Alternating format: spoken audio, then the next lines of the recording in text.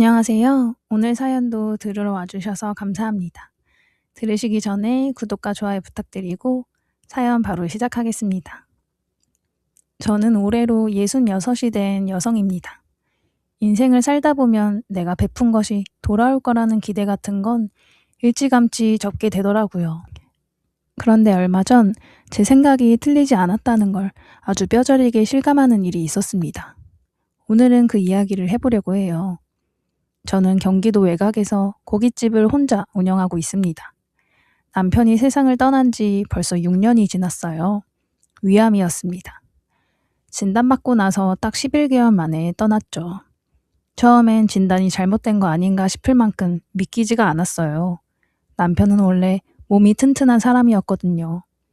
새벽에 장 보러 나가서 밤늦게 들어오는 생활을 수십 년 해왔는데도 감기 한번 제대로 걸린 적이 없는 사람이었는데 그런 사람이 어느 날 갑자기 밥을 못 먹겠다고 하더니 검사 받으러 갔다가 위암 4기라는 말을 듣고 왔습니다.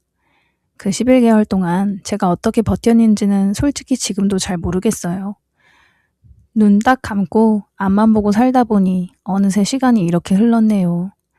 식당은 남편이 살아있을 때부터 같이 했던 곳입니다. 처음엔 작은 삼겹살집으로 시작했다가 동네에서 입소문이 나면서 조금씩 자리를 잡았죠. 남편은 고기 굽는 걸 제일 좋아했어요. 손님 테이블에 직접 가서 고기 구워주는 걸 낙으로 삼는 사람이었거든요.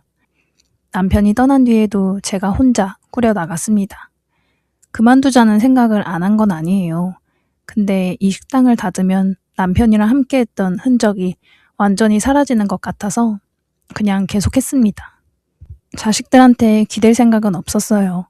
아들이 하나, 딸이 하나 있는데 제 힘으로 키워서 내보냈으면 그걸로 충분하다고 생각했거든요.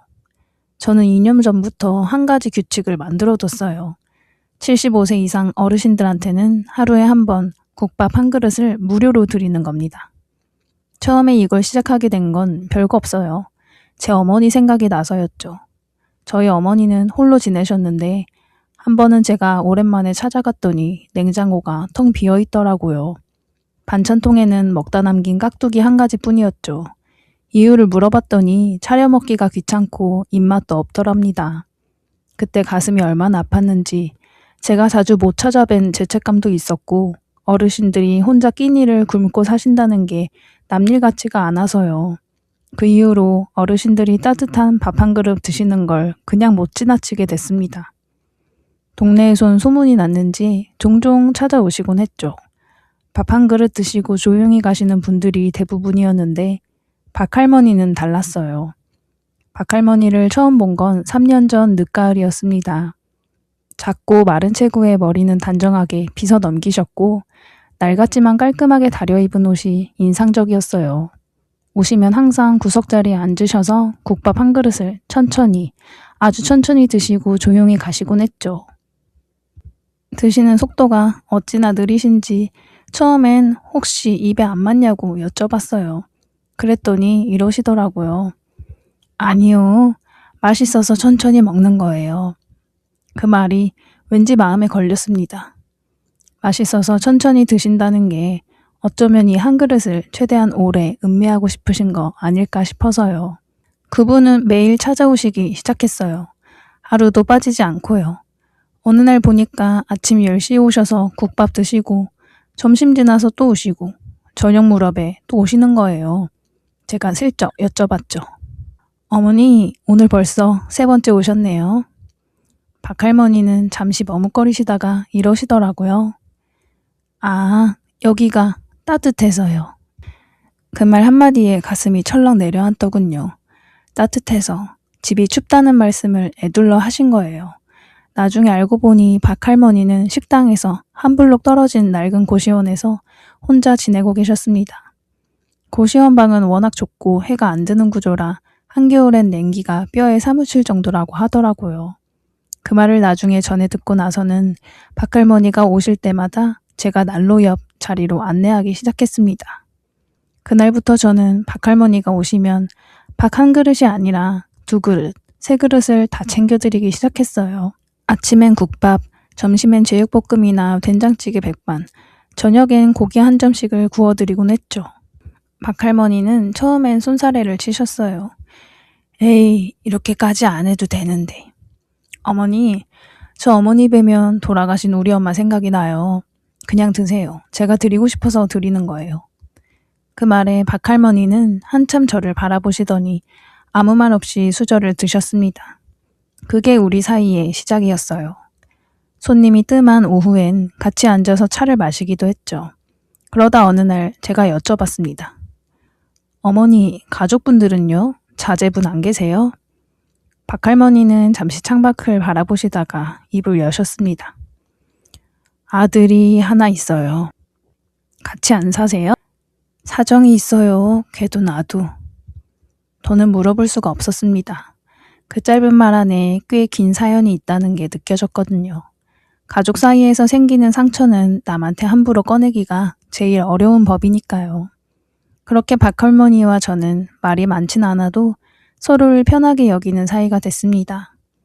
저는 박할머니한테 우리 어머니한테도 못 해드린 것들을 조금씩 해드리고 있다는 느낌이 들었어요.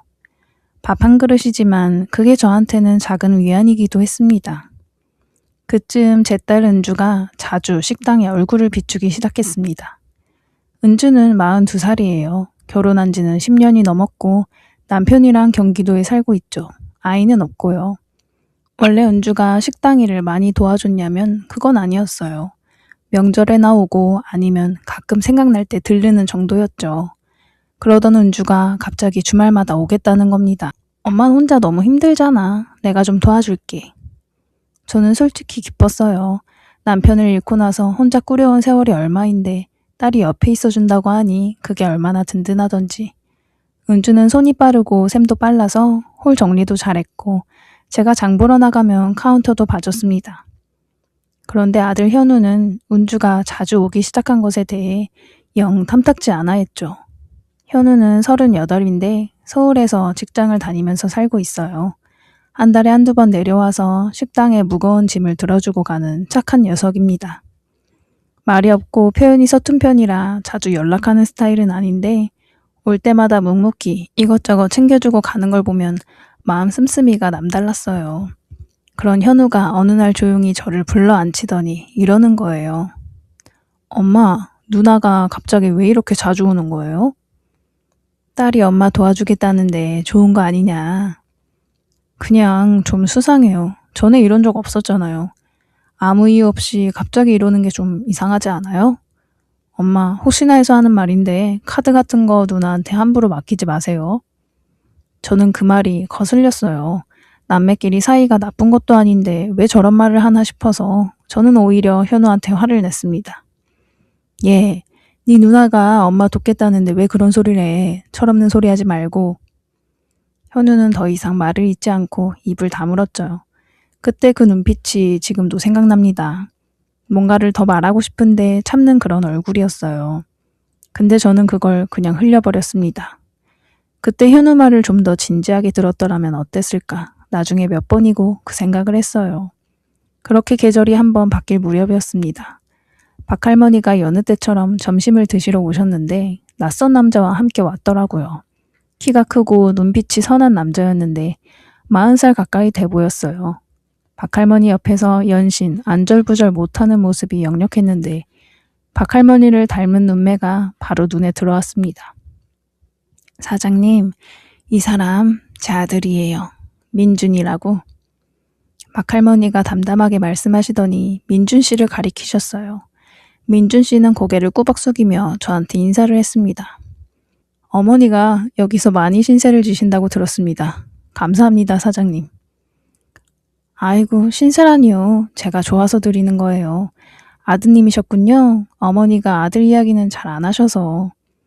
그 말에 민준 씨와 박할머니 사이에 잠깐 어색한 침묵이 흘렀어요. 두 분이 서로 눈을 마주치지 않으시는 게 보였습니다. 아, 이 모자 사이에 뭔가 있구나 싶었지만 저는 모른 척 했죠. 나중에 민준 씨한테 들은 이야기인데요. 민준 씨는 몇 해 전에 작은 사업을 시작했다가 크게 망했대요. 그 과정에서 어머니한테 초기 자금을 빌렸는데 그 돈을 몽땅 다 날린 거죠. 박할머니가 평생 모아둔 돈이었고요. 민준 씨가 그걸 갚지 못한 채 사업이 망하자 모자 사이엔 크게 다툼이 있었습니다. 어머니가 그때 하신 말씀이 있어요. 너 때문에 내 인생이 이렇게 됐다고. 어머니 입장에서 충분히 하실 수 있는 말씀인데 저는 그 말이 너무 아팠습니다. 그래서 그냥 멀어진 것 같아요. 제가 어머니 옆에 있을 명목이 없더라고요. 민준 씨는 그 말을 할 때 고개를 들지 못했습니다. 누군가한테 어머니가 매일 여기서 밥을 얻어 드신다는 말을 전해 듣고서야 부랴부랴 내려온 거라고 했어요. 사장님이 어머니한테 밥을 챙겨주신다는 말을 듣고 정작 저는 친아들이면서 뭘 하고 있나 싶었습니다. 저는 그 말에 뭐라 위로를 해줘야 할지 몰라서 그냥 이렇게 말했어요.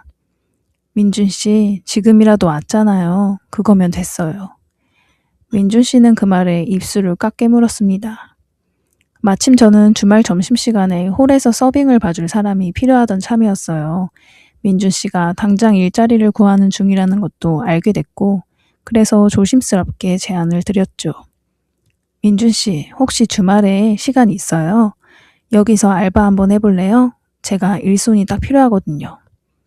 민준 씨는 당황한 눈치였어요. 제가 이렇게 신세만 줘도 되는 건지 모르겠어서요. 신세가 아니에요. 저도 진짜 필요해서 드리는 말이에요. 주말에 점심 장사가 제일 바쁜데 저 혼자 돌리기가 벅차거든요. 민준 씨는 잠시 머뭇거리다가 고개를 끄덕였습니다.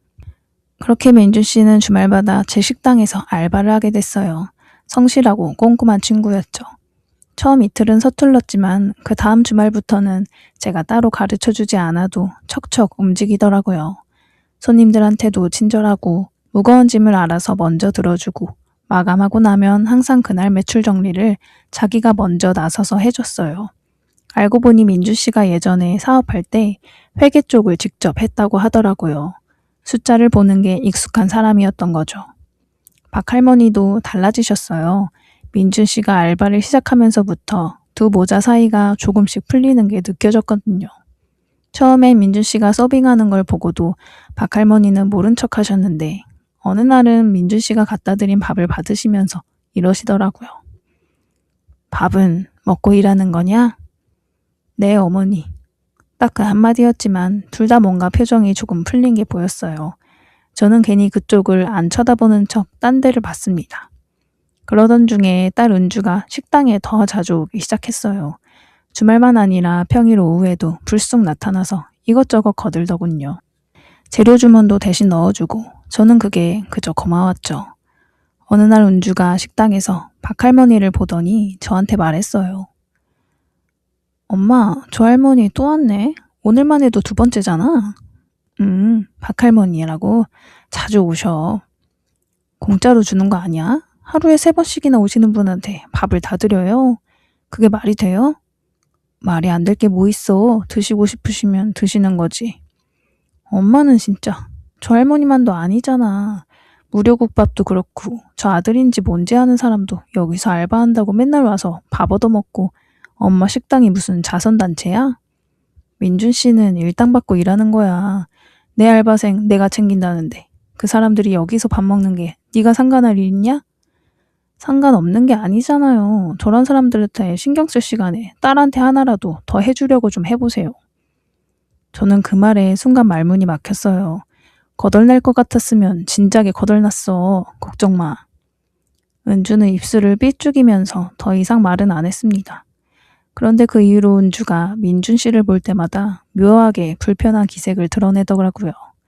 민준 씨가 장부를 정리하는 걸 보고 저 사람이 왜 장부를 만지냐고 저한테 따지기도 했어요. 저는 그때도 그냥 넘겼습니다. 그러던 중에 딸한테 통장이랑 카드를 맡기게 되는 일이 생겼죠. 제가 갑자기 허리를 다쳤거든요. 갑자기 디스크가 터져서 2달 가까이 병원을 들락거려야 했어요. 식당 일은 해야 하니 은주가 거의 매일 나와서 도와줬죠. 그때 카드랑 통장을 자연스럽게 맡기게 됐습니다. 재료비 결제해야 하는 거 너가 좀 해줘라. 장부도 좀 정리해주고. 응, 엄마. 내가 다 할게. 빨리 나와야 해. 그때 은주에게 정말 고마웠습니다. 살뜰하게 챙겨주고 식당도 잘 돌봐주고 저는 그때만큼은 딸 덕분에 살겠다 싶었어요. 허리를 치료받는 동안 민준 씨도 계속 주말 알바를 나왔죠. 어느 주말엔 제가 허리가 너무 아파서 잠깐 안쪽 방에서 누워 있었는데 민준 씨가 홀을 혼자 다 돌리고 마감까지 해놓고 갔더라고요. 어느 날 나와보니 식당이 말끔하게 정돈돼 있고 그날 매출 정리까지 깔끔하게 해놓은 메모지가 카운터 위에 있었습니다. 그 메모지를 보면서 저는 눈물이 날 뻔했어요. 그렇게 2달이 지나 제가 다시 식당에 나오기 시작했을 때 은주한테 통장이랑 카드를 돌려받았는데 이상하게 잔액이 좀 빠져 있더라고요. 뭔가 딱 맞아 떨어지지 않는 느낌? 근데 저는 제가 계산을 잘못해서 그런 거겠지 싶어서 그냥 넘겼어요. 그 무렵 제가 친한 지인들한테 종종 하는 말이 있었죠. 나 나중에 이 식당으로 버는 돈 사회에 다 환원할 거야. 어려운 사람들한테 써야지. 내가 살 만큼 살았으면 그 다음엔 나눠야 하니까. 우리 남편도 생전에 그걸 원했을 거고. 그 말을 은주도 들었고 저희 사이도 들었습니다. 한 번은 그 자리에 은주 부부가 같이 있었거든요. 그 말을 들은 사위가 잠깐 입꼬리를 실룩이는 걸 제가 봤는데 나중에서야 알게 된 거지만 그 말이 2 사람한테 불을 지른 거였습니다. 어느 날 민준 씨가 주말 알바를 마치고 뒷정리를 하다가 저를 부르더군요. 뭔가 표정이 좋지 않았습니다. 입술을 꽉 깨물고 있다가 한참 만에 입을 뗐죠. 사장님, 저 드릴 말씀이 있는데요. 무슨 일이에요? 민준 씨는 잠시 망설이더니 조심스럽게 서류봉투 하나를 제 앞에 내밀더군요. 이거 보시기 전에 제가 먼저 솔직하게 말씀드려야 할 것 같아요. 저 알바를 하면서 장부를 정리하다 보니 몇 달 전부터 계속 이상한 게 있었어요. 주말 현금 매출이 장부에 기록된 것보다 실제로 더 나았어야 하는데 그 차액이 어디로도 입금된 흔적이 없어요. 처음엔 제가 계산을 잘못한 건가 싶어서 몇 번이나 다시 해봤는데 계속 안 맞더라고요. 그래서 몇 달치를 전부 정리해봤습니다. 저는 봉투를 열었어요. 민준 씨가 꼼꼼하게 정리해놓은 비교표가 있었습니다. 거기에 통장 출금 내역도 형광펜으로 표시가 돼 있었죠. 이유를 알 수 없는 출금들, 한 번에 20만 원, 30만 원씩, 한 달에 서너 번씩. 은주가 카드를 갖고 오가기 시작한 시점부터 생긴 것들이었습니다. 그리고 맨 아래 종이 한 장, 제 식당 이름으로 들어온 사업 보조금 수령 내역이었습니다. 저는 보조금을 신청한 적이 없었어요. 서명은 분명히 제 이름인데 저는 그런 서류에 도장을 찍은 기억이 없었죠. 수령 계좌번호는 낯선 번호였습니다. 사장님, 제가 여기 알바하면서부터 봤는데요. 주말에 카운터 보시는 따님 있잖아요. 현금 계산하고 나서 영수증 끊기 전에 잠깐씩 주머니 쪽으로 손이 가는 게 몇 번 보였어요. 그게 장부 차액이랑 계속 마음에 걸렸습니다. 눈앞이 캄캄했습니다. 민준 씨, 이게 무슨 말이에요? 저도 정확히는 모르겠습니다. 근데 제가 찾은 것만 봐도 사장님 모르게 사장님 명의가 사용된 흔적이 있어요. 민준 씨는 고개를 숙인 채 이렇게 말했죠. 사실 저 이걸 바로 말씀드릴지 한참 고민했어요. 말씀드리면 사장님이 많이 힘드실 거 알아서요. 근데 사장님이 저희 어머니한테 저한테 해주신 것들을 생각하면 제가 이걸 그냥 넘기고 있으면 안 된다 싶었습니다. 그날 밤 저는 잠을 한숨도 못 잤습니다. 은주 얼굴이 자꾸 떠올랐죠. 내가 낳은 딸인데 허리를 다쳐서 누워있는 엄마 통장 들고 돈을 빼갔다는 게, 제 명의로 몰래 보조금을 타갔다는 게, 이건 사실 배신이 아니고 범죄입니다. 저는 먼저 현우한테 전화를 했어요. 현우야, 엄마다. 지금 내려올 수 있어? 엄마, 무슨 일 있어요? 누나 일 때문에. 현우는 아무 말도 안 했어요. 잠시 침묵이 흘렀고 낮은 목소리로 이렇게 말했습니다. 제가 지금 바로 내려갈게요. 전화를 끊고 저는 혼자 소리 없이 울었어요. 눈물이 그냥 뚝뚝 떨어졌죠. 소리내서 울 기운도 없었고요. 그냥 멍하니 앉아서 은주 어릴 때 얼굴을 자꾸 떠올렸습니다. 그 어린 얼굴이랑 오늘 제 머릿속에 있는 얼굴이 도저히 같은 사람 같지가 않아서. 현우가 내려왔습니다. 제가 다 이야기하는 동안 현우는 표정 하나 안 변하고 들어줬어요.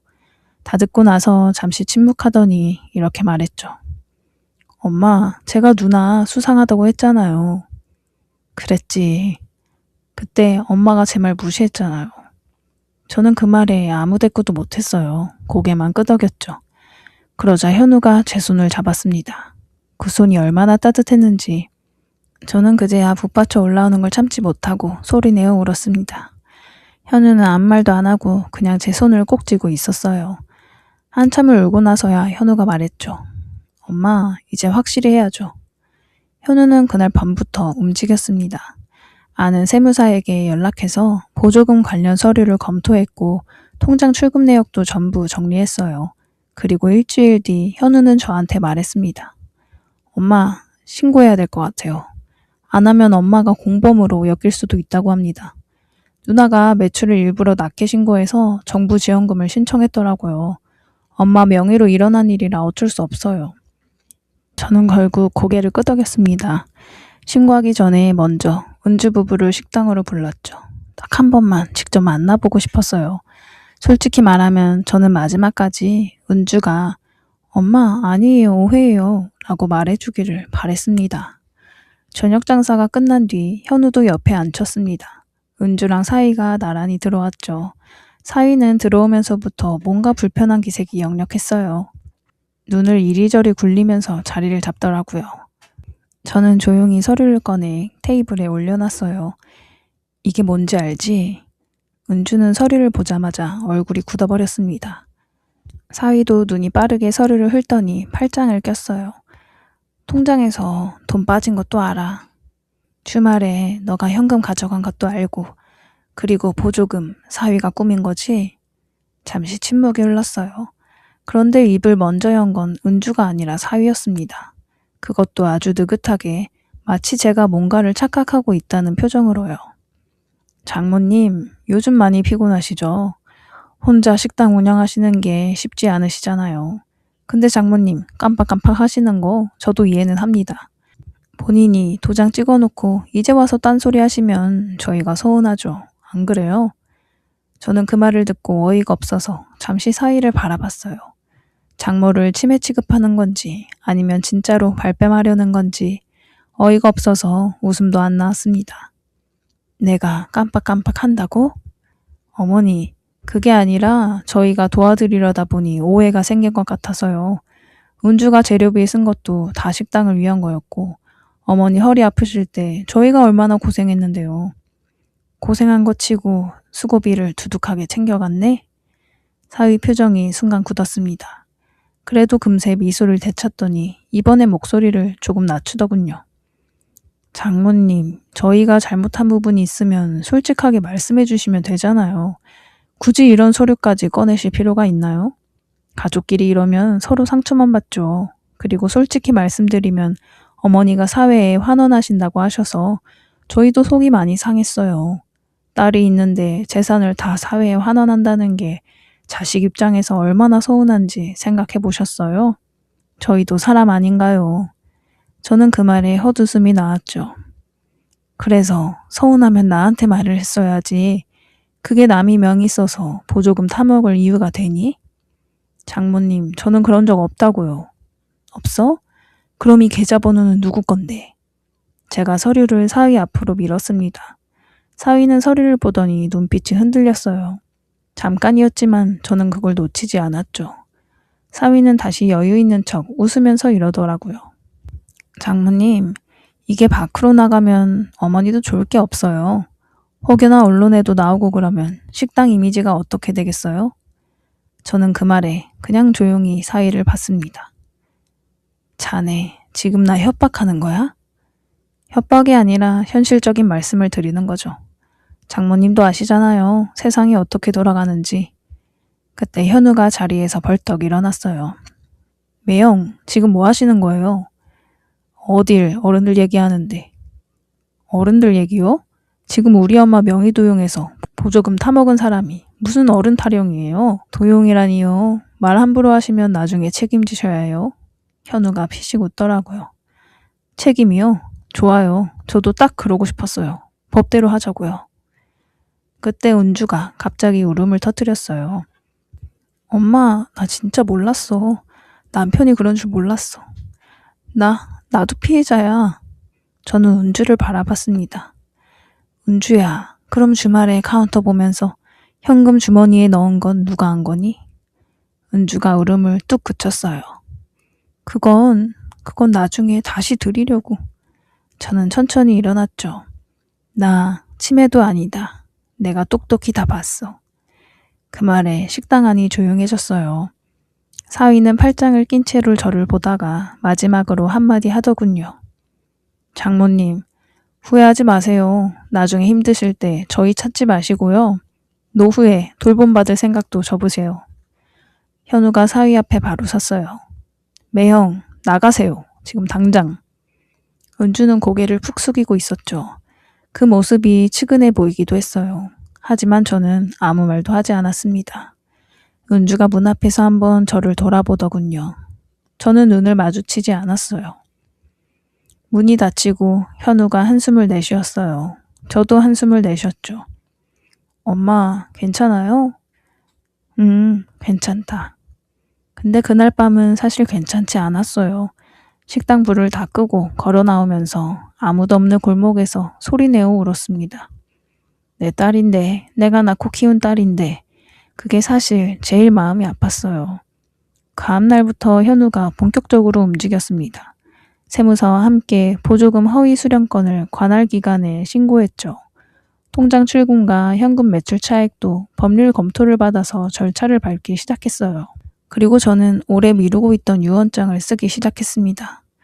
남편이 떠나고 나서 몇 번이나 써야겠다고 생각은 했는데 막상 앉으면 손이 안 가더라고요. 근데 이번 일을 겪고 나서는 더 미룰 수가 없었어요.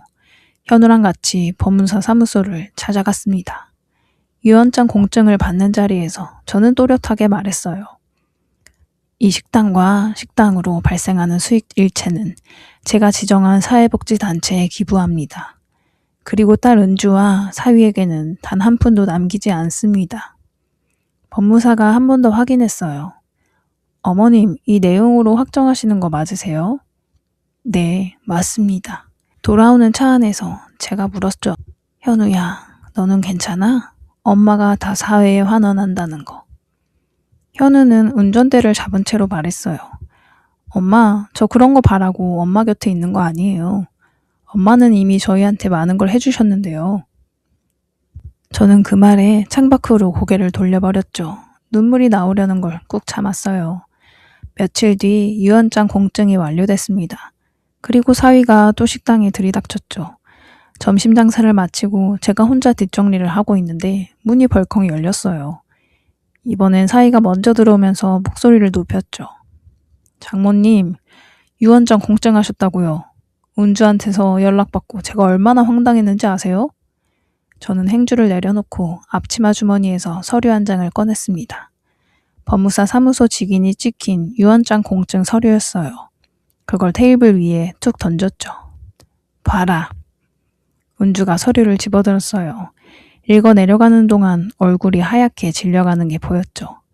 속이 다 시원하면서도 한편으론 가슴 한구석이 텅 비어버리는 것 같더군요. 내 딸 얼굴이 저렇게 하얗게 질리는 걸 보면서 시원하다는 감정을 느껴야 하는 엄마가 세상에 또 있을까 싶었어요.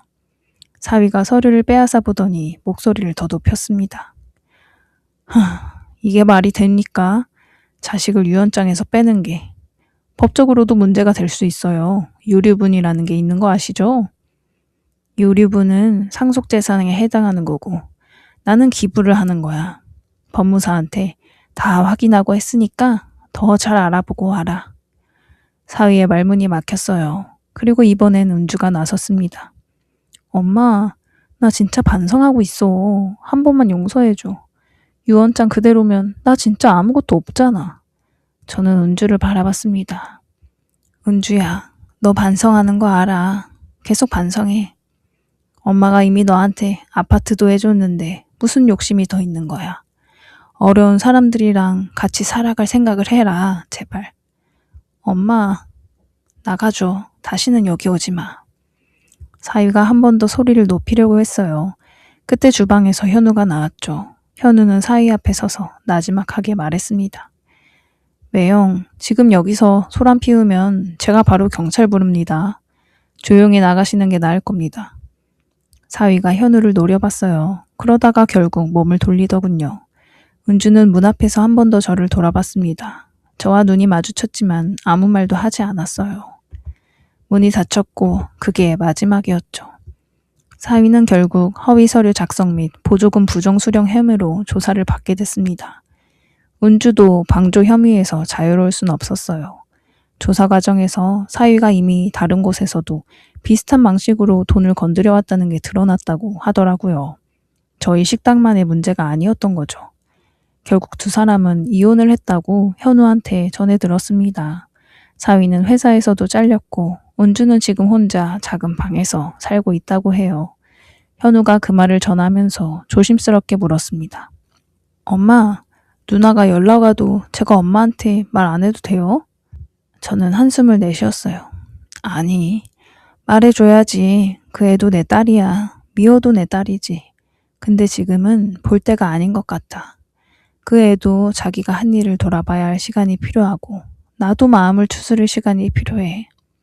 현우는 아무 말 없이 고개를 끄덕였죠. 저는 한동안 식당에 나가는 게 힘들었어요. 몸은 가도 마음이 제자리를 못 찾는 느낌이었죠. 그런데 그때마다 박할머니가 오셨습니다. 아침 10시에 오셔서 국밥이나 드시면서 이러시는 거예요. 사장님, 오늘 국밥 좀 짜네. 소금 좀 줄여야겠어요. 저는 그 말에 피식 웃음이 났어요. 제가 힘들든 말든 그냥 오셔서 국밥 드시고 한마디 하시는데 그게 오히려 저한테는 위안이 됐어요. 아직 일상이 있다는 것. 아직 내가 여기서 밥을 해야 할 이유가 있다는 것.